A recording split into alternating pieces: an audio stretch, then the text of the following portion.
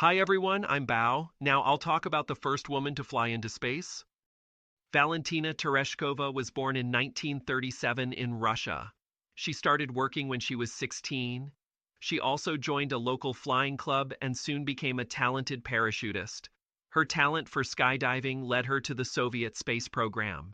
In 1962, while still a factory worker, she was accepted along with three other woman parachutists and a female pilot into the program. Together, they began intensive training to become cosmonauts. Tereshkova joined the Soviet Air Force. She became an Air Force officer after completing her training and passing an examination. In 1963, at the age of 26, Tereshkova became the first woman to travel in space. Her spacecraft Vostok 6 was guided by an automatic control system.